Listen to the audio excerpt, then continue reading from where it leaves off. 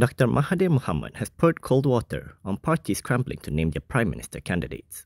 He said, without securing a simple majority in Parliament, the talk is meaningless. In a post on his social media accounts, the former Prime Minister pointed out that no candidate can become Prime Minister without first winning 112 seats. Mahathir stressed that it's not just about fielding enough candidates, it's also about beating rivals from other parties in the seats. He said it was impossible for any single party to win them. Though he didn't mention any names, his comments came right after Bersatu's AGM on September 7th.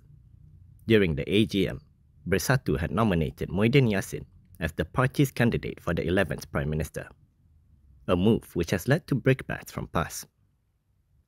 Earlier, PAS spiritual leader Hashim Jassin reminded Bersatu to be cautious and to seek consensus within Perikatan Nasional before making such announcements.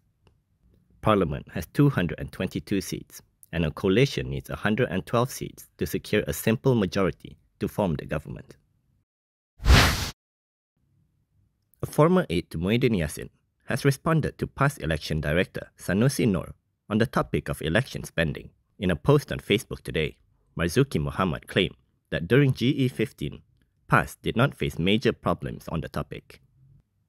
He said that when they contested under the PN logo, all election materials bearing the PN logo were supplied by PN. According to him, these expenses were in fact borne entirely by Bersatu, and the party had also given PAS significant financial contributions.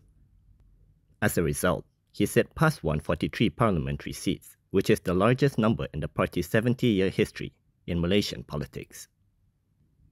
He added that this is the reality of the material and financial assistance provided by Bersatu to PAS, which he believes Sanusi himself knows. He also broke down the expenses which political parties have to incur when contesting, from printing flags, posters, banners, and billboards, to producing items such as caps, t-shirt, flagpoles, as well as transport to ferry voters, among others. He said elections are costly, and whatever the party, these are unavoidable expenses. Previously, in his winding-up speech at the 71st PAS Muktamar in Kedah, Sanusi had said that the party had to fork out a huge sum to cover election costs, whereas there were allies who came to contest with empty hands. He said they did not have the machinery, they did not have money. Everything they did depended on PAS, but they want to be the leader. It is believed that Sanusi's criticism was aimed at Bersatu, which had contested in the GE15 alongside PAS. Bersatu believes that it is necessary to showcase a poster boy for the 16th general election. This is so that the public can assess their candidate for the Prime Minister position. According to Bersatu Information Chief Tun Faisal Ismail Aziz, this was why the party had named its president, Muhyiddin Yassin, as Bersatu's poster boy for Perikatan Nasional's consideration. In an interview with Malaysia Kini, he said they felt that it would be good to let the people evaluate, debate, and give their views. He said the situation may differ for other parties, but for Bersatu, it was the best time to name their candidate.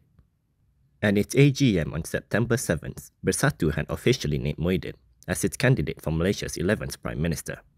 The Assembly also expressed full support for Muhyiddin's leadership as Bersatu President and to strengthen the party's election machinery.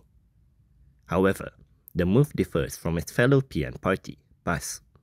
PAS had rejected a poster boy trend, citing how the appointment of a Prime Minister ultimately lies with the Yang di-Pertuan Agong. PAS Deputy President Tuan Ibrahim Tuan Man argued that anyone showcased as a PM candidate will face heavy political attacks. He said in PAS, there are many figures qualified to become the Prime Minister, but in Malaysia, once you name someone, they will become a target. From now on, you can also listen to KiniNews on Spotify and Apple Podcasts. Scan the QR code on the screen to follow us. Investigations are still ongoing into the August 13th assault on former Economy Minister Rafizi Ramli's son in Putrajaya. According to the New Straits Times, Inspector General of Police Khalid Ismail said that police had secured CCTV footage of the attack, but the quality of the recording is poor. He said that they have identified a few individuals from the CCTV footage, but the footage isn't very clear, and their identities cannot be ascertained. He added that the hospital is still assessing the contents of the syringe Rafizi's son was stabbed with during the attack at a car park of a shopping mall in Putrajaya. On August 22nd, Khalid said the police had recorded statements from 19 people, including Rafizi's family members. He added that they were waiting on a chemical report from the hospital for details on the fluid that was injected into the PKR MP's son. Rafizi had recently told Malaysia Kini that there have been no new developments from the police on the attack, noting that he plans to press the authorities for an update.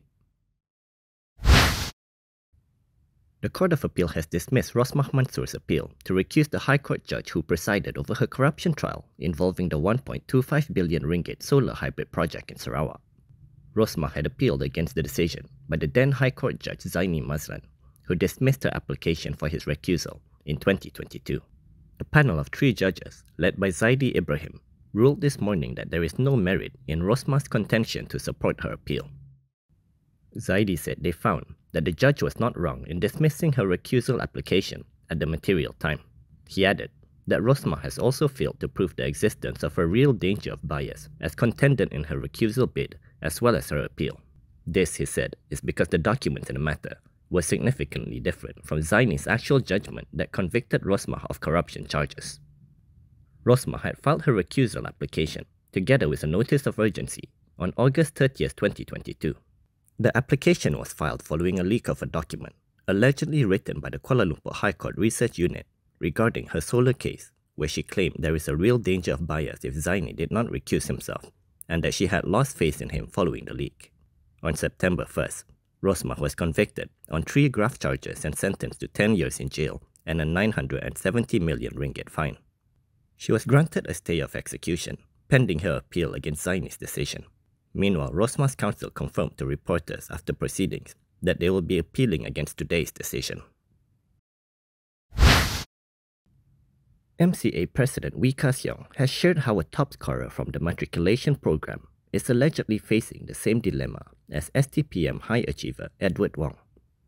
The student, who was referred to only as Lee in Wee's Facebook post yesterday, was allegedly denied a place in a law program. Instead, the Centralized Public University Admission System, or UPU system, assigned her to her first choice, accounting. He said he was told by the teenager that she had been shortlisted for interviews with her top 3 choices, UKM, and UUM. We added that only these 3 universities admit non-Bumiputra students to their law degree programs. However, we said that when the UPU results were released, the system selected Lee's first choice and gave her a seat at University Putra Malaysia. According to Wee, she had listed accounting as only her first choice simply to meet the requirements of filling 12 options in the UPU application. Wee said that Lee, who comes from an economically disadvantaged background, did not want to burden her family and was considering resigning herself to her fate by giving up on law. Lee's story, he added, was not hers alone but belongs to every hardworking student in Malaysia who dares to dream. He said it's about fairness, about justice, about the promise owed to the youth. He added that education must be a fair playing field in this country, and if our system is broken, then it must be fixed.